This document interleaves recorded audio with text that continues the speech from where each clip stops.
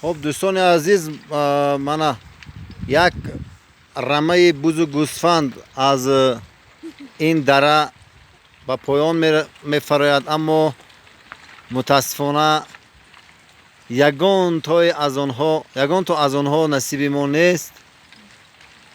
ببینید چقدر زیباست. در دره دوزدخانه